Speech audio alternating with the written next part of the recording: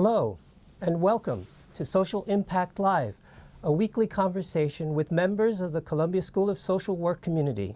I'm Richard Hara, your host, and I'm happy to welcome today to the program Richard Beck, who's on our adjunct faculty here at the Columbia School of Social Work. Mr. Beck is a clinician in private practice specializing in issues related to group therapy, psychological trauma, sexual abuse, and incest. He's currently president of the International Association of Group Psychotherapy and Group Process, and formerly president of the Eastern Group Psychotherapy Society. Mr. Beck lectures nationally and internationally on issues of trauma and therapist self-care, and has been to Istanbul, Belfast, Berlin, Cairo, and I think recently returned from Italy? Two times. Two times. In September. Okay.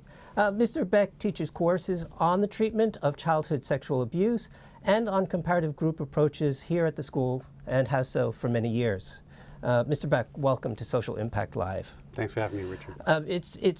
It's great to have you here to talk about the topic of therapist self-care in particular. But before we do that, I want to make note of one thing. First of all, that you're an accomplished fisherman and landed, what, a 150-pound halibut over the summer? Is that correct?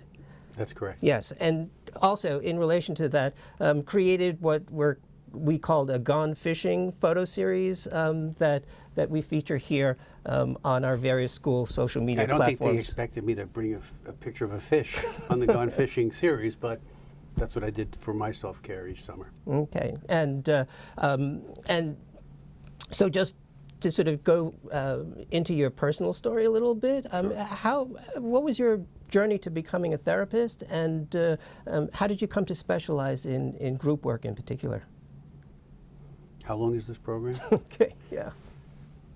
My specialty is really psychological trauma. And as many of us, our training begins in our childhood. Both of my parents were Holocaust survivors, and I lecture on this. When I gave a keynote just recently in both Greece and in Italy, I've referenced that.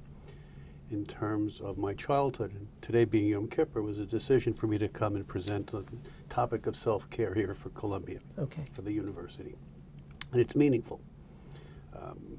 I used to watch my mother weep every Friday evening as she lit the Sabbath candles for her sister, who was killed in a gas chamber. And never discussed the experience, but she would cry every time she lit the candles for her sister who was killed. This speaks to the component of listening and bearing witness, which Judith Herman, the psychiatrist Judith Herman, writes about this.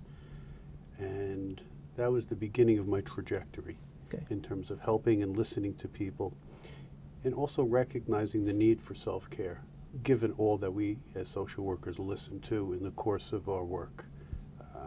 Clinical work, administrators, we all hear things which take a toll on us as human beings.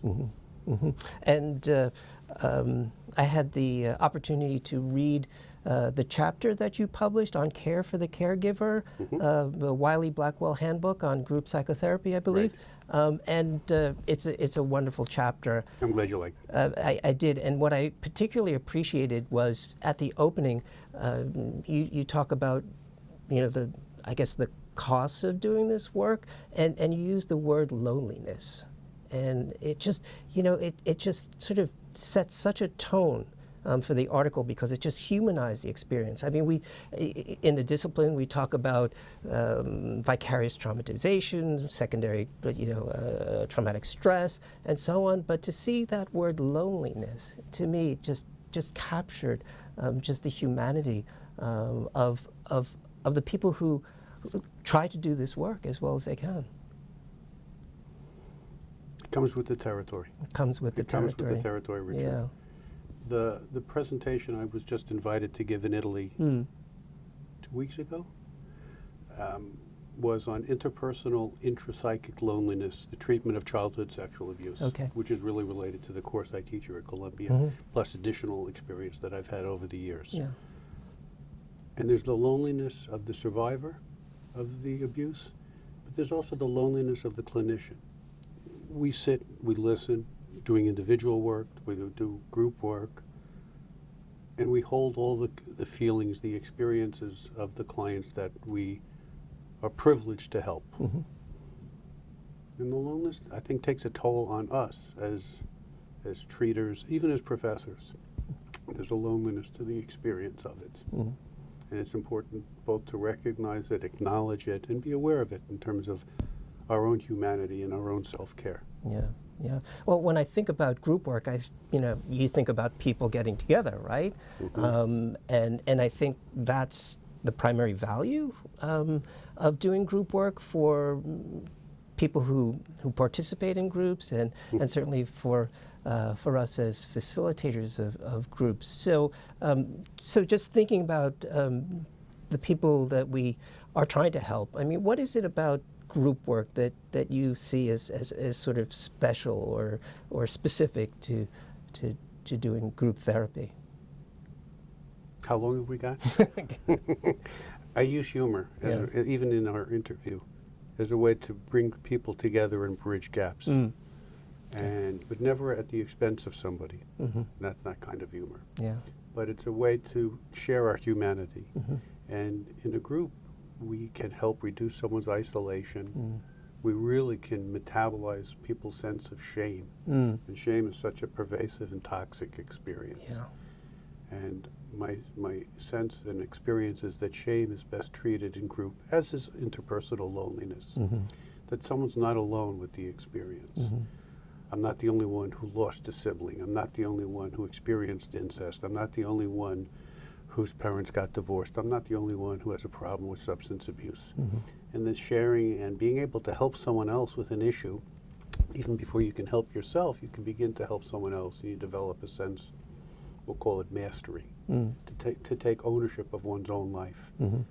It's profoundly a gift that we can offer someone by giving them that opportunity Right. in a safe space where they can begin to trust others and trust themselves, maybe for the first time. Right, right.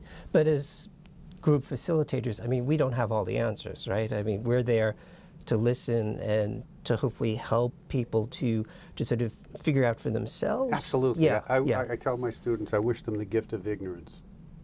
Not stupidity. None of us are stupid. But ignorance, and the curiosity of what makes each person unique. What is it about your life that you've developed into this person in this way, that you're struggling with this issue? I'm curious about it. And if we can instill within our students and within ourselves a sense of curiosity, and I use the word ignorance tongue-in-cheek, but not to be experts. Let our clients be the experts in their own lives. Right. Let them take ownership. Let them figure out what's really right for them. Okay. So important. Yeah. So how do we do that? And Interviews like this. Interviews like this, and Facebook is very powerful. Social media is very powerful as a way to connect with people. Okay. Yeah. Yeah. So we create a space. Absolutely. For people to talk. A boundary. Okay. Because boundaries, especially people who've been traumatized, their boundaries have been violated, Yeah. broken. Yeah. Not just sexual abuse, but disasters, whatever types of issues. Yeah. Boundaries have been shifted and violated. So creating certain boundaries, limits, if you will, gives people a sense of safety or groundedness. And, Absolutely. Yeah, One to of the do first this kind things of I work. do when I teach, I tell my students here, I start on time and we end on time. And it's a nonverbal intervention, but it's so important to maintain the frame, to set a frame for whatever it is we're doing. Yeah.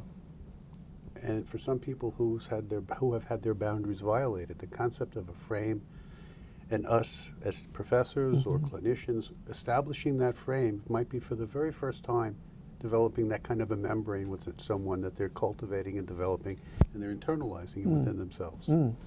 Interesting. I'm curious because you've got experience internationally, and so you've talked with people who've done groups in different countries, different cultures, and so on. Absolutely. So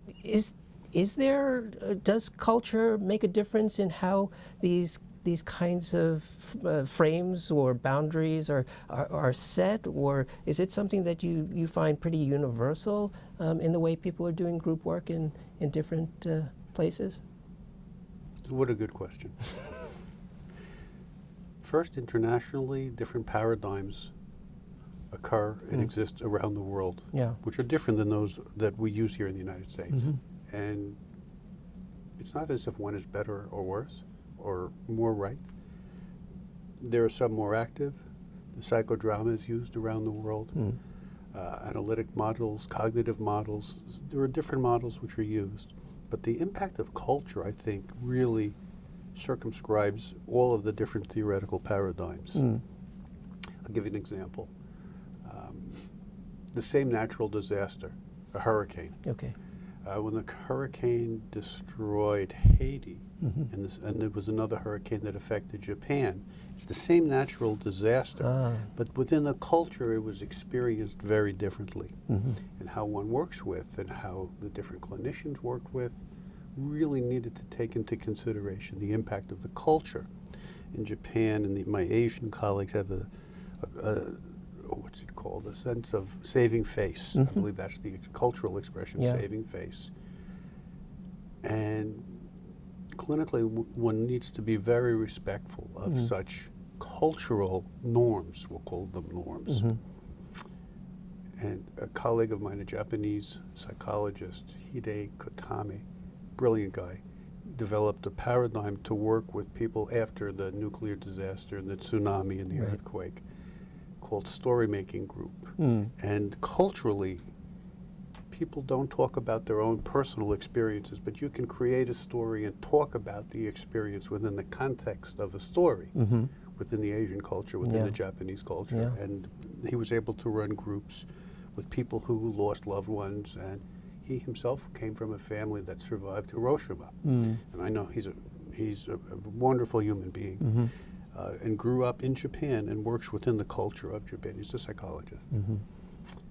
In Haiti, what was fascinating in a very macabre kind of way is, I forget the year that the hurricane devastated Haiti, hundreds of thousands of people died. And they died because in Haiti, people don't expect hurricanes, they expect earthquakes. I'm sorry, it's the other way around, I'm sorry, it's the earthquake. So what they did was they built their homes with large slabs of concrete to protect themselves from the winds. But what happened was when the earthquake came, that's what caused the extraordinary amount of deaths. So what was built to protect against one disaster caused massive death in the other. That was the cultural component. So it's a long way to answer your question. No, the it's fascinating. And incorporating that into our work. So, and the ignorance, if I might go back to ignorance. Ignorance. I just came back from Italy, where I talked about childhood sexual abuse. And I was in Greece talking about research there. But I don't know the culture, and the ignorance is, well, what's it like? How is it approached in your country? Can you tell me how one experiences it? And to ask and be curious about it within the culture rather than assuming, well, this is the right way to do it because in the United States, this is how we do it. Practicing a certain amount of cultural humility. That's a good phrase, cultural humility. More than anything else. Right. So, so let's flip it around now. So the therapist and the impact of doing this kind of work, listening to people's stories, witnessing shame and guilt, or all of the negative emotions, let's put it that way, that can happen. So how does that affect people, you as a therapist, for example, and how do you manage that? I thought you might ask me that. It takes a toll. There are different ways that doing trauma work can take its toll. We can burn out, which is simply our batteries are flashing low energy. So we take some time off and we rest and we recuperate. And we need to find ways in which are meaningful to us to really take care of ourselves. Karen Sack Whitney and Laurie Perlman conceptualized vicarious traumatization. And that's a little bit different. That's like when you go to the dentist and he or she takes an x-ray, it's cumulative. And the same thing with the impact of listening to people's lives and problems and traumas. And that can take a toll on the way we view the world. When we listen to people who are supposed to take care of others doing awful things to people they should be taken care of. And that we need to recognize that it affects us in a way that consultation is really important, supervision, peer supervision. When I did all of my 9/11 work, and I did a lot of hundreds, over 1,000 hours of trauma groups after 9/11. I had a consultant who was in Kansas City who really helped hold me together, given all the horrible things that I was listening to. Some things that I didn't even tell my consultant because they were just so awful to really listen to. Yeah. So supervision, individual supervision, peer supervision. I was in peer supervision for many years in Long Island with colleagues. Even personal therapy, if things really begin to affect us. I think that it's important to know when to say no. That's one of the important things. No heroes welcome, as my colleague Suzanne Phillips, who's a psychologist, writes. No heroes welcome in doing this work. It's a lot. It's tough to do, right? I think, all of us, I don't want to speak for everyone, but as a social worker, I kind of feel like I want to put these things on my shoulders, right? And even as a social work student, even as a social work student, yeah. Not even as a professional, even as you're studying.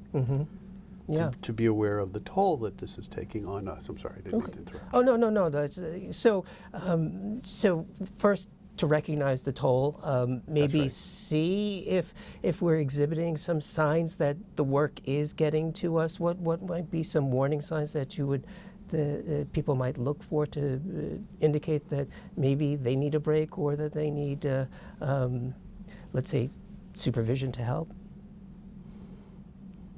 Startle reactions, sleeping too much, sleeping too little, numbness, becoming indifferent to the problems that you're listening to. These are signs that the work is starting to get to you, or even studying is starting to get to you. It's okay to talk to someone about this. Yeah. The cluster symptoms of PTSD, they can secondarily affect us given the work that we do as social workers, as clinicians. So. And listen to your friends. If two people say, you should sit down, well, maybe two people. If 25 people say sit down, you sit down. All right. So listen to what the people around you are also Whom saying. you trust and respect. Yeah, that you trust and respect. That's right. And other things that we can do to kind of replenish ourselves physically, spiritually, emotionally that you would recommend? I fish. Fish? I garden. Yeah. I take photographs. Yeah. Self-care is unique as your fingerprint. Everyone has to figure it out for themselves. Okay. What I might enjoy for self-care, someone might hate. I get seasick. Why should I go fishing? Okay. But they might like drawing. They might like yoga or dancing. Everyone has to find a way that's meaningful for them subjectively. Okay. That recharges their lives and their batteries. Spirituality is important for some people. Yeah. Everyone has to figure this out themselves, but to be aware of and recognize the importance of it. Yes. It's as important a part of the work. Self-care is as important a part of the work as doing the work itself. Yeah. I've been so caught up in this conversation, I forgot to remind the audience that we do have a Q&A period coming up very soon. So if you have a question, a comment that you want to post to our chat box, please do so, and we'll be able to put it up on the screen and ask Mr. Beck to answer, address comments. Asking you. And me as well. Of course. It's sort of thinking about self-care, sort of recharging your batteries in a way, but in a way that is meaningful, right? There's no prescription. You have to sort of figure out something that resonates, right? Absolutely. With you and at some level, who you are as a Healthy person. Self-care. Okay. First, when I ran support groups for clinicians, they were the least attended because I think we're terrible at taking care of ourselves. Right. That's why I wrote the chapter, because I'm not so great at self-care. So it forced me to really think about it. And there are maladaptive ways and there are adaptive ways. It's better to find the adaptive ways. Yeah. Well, I think one of the things that we do here at the School of Social Work every year is our community /self-care day. Absolutely. When Should be once a week, by the way. It should be once a week. That's, yeah, or at least once a semester, right? Once a month, as often as we can squeeze it in to complement. Absolutely. Right? What is happening in the field. Also, I think just generally with students as they're trying to manage their lives as emerging professionals. Absolutely. But also as people, right? And here at the School People of Social Work. practically. Yeah. People first. We're the instruments That's of our right. work. We are the instruments, and again, we have to keep that instrument Fine-tuned. fine-tuned. Absolutely. So, I want to talk a little bit about maybe some of the things that resources and so on that maybe we could recommend to students. I think we have questions here. Yeah. What resources would you recommend for social work students? For context, I'm a first-year reduced residency student and have been in the public defense field for about 4 years already. I'm only starting my formal social work education now. Okay, so someone who's got some professional experience, has been out there, but now is being introduced to the social work lens. Some resources you could recommend? I would connect with other students and discuss the experience together. Okay. That this student is not alone, and to be able to share what it's like starting school, changing careers, and work together rather than you or I say this is what you should do. Allow this student to figure out a way for him or herself to figure this out in conjunction with other students who might be going through a similar transition in their own lives. Okay. That's Again, both using a group, recognizing the need for self-care, and using Columbia's resources at the same time. So it's really knitting. My mother used to knit, so I used to knit 3 components together as a way to really help the fabric of the person and really deepen the connection with the school and with the other students as well. Okay. Wonderful. Wonderful. Next question. You can read the screen. You I can read. got Yeah, better eyes well, than I do. For now, as an anthropology major who is pursuing social work, I'm interested in the points you brought up about being conscious of cultural differences / cultural humility. Right. How do you best navigate an individual's understanding of sickness or attitudes about health while considering their culture and environment? It goes back to my concept of ignorance. Okay. I don't know within this particular culture what the symptom represents. Is it idiosyncratic to the person? I take it it's a psychological symptom and not a physical, medical symptom, which you always want to reduce. It's important to always rule out medical issues as well. Right. I would never minimize that. Yeah. I know somebody whose wife died because they were just discussing what the symptom might mean, and it turned out to be breast cancer, and eventually she did die. So it's something that I take very seriously. Yeah. And obviously there is a distinction between sort of the biological disease that might be somebody might be experiencing, but also just the meaning of illness, right? For And a the person. meaning of, and Richard, the meaning of discussing the illness within the context of the culture Right. that the person That's that's the intersection. exactly. The intersectionality of the I hate the word symptom, but we'll call it a symptom, Right. a presentation Yeah. of ways of being Yeah. within the culture. Yeah. This is happening to you. What does it mean to you? What Exactly. what does it mean in the context of Within your the culture? culture, Yes, exactly. exactly. You're supposed to feel this way. Possibly. Right. Yeah. Next question. What would systemic self-care look like in agency policy? Well, that's such a good question. I'll I give you work an exa- yeah. Oh, please. I work predominantly with survivors of various forms of exploitation and violence, but there is a recurring pattern within an organization, a failure to hold space for employees in terms of their wellness. This includes government and nonprofit, with the understanding that we are individuals who hold the core most responsible for our own well-being. What or should be the systems-based responsibility in the field? And I think this is a great question because, this whole issue of It's a great question. of self-care, it falls 2 ways. One on the practitioner who feels guilty, right, about attending to their own needs and is resistant, and also Or the system not allowing for the time to take care of theirs. but in the system, Right. the administrator, the manager, right, who says, well, I don't want to talk about it because then that reflects on me, right, and my ability to really support my employees and my staff. So, there's this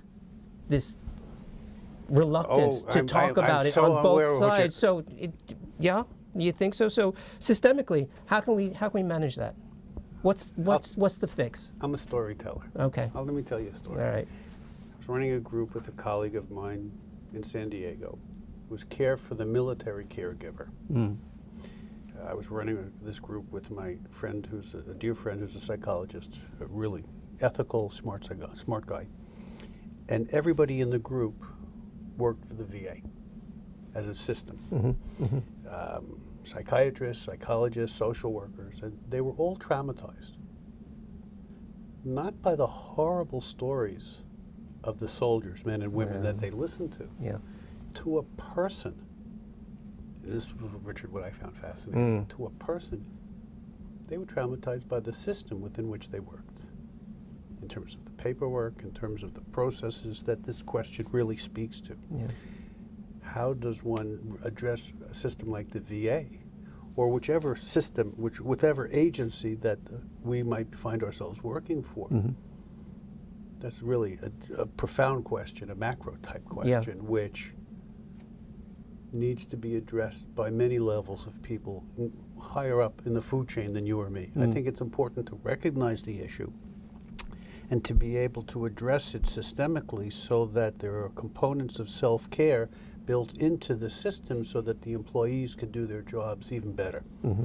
Yeah. That's my answer as I'm thinking and brainstorming with you. Yeah. That the system needs to understand and respect the need for self-care of its employees. So it's not necessarily a deficit of the individual.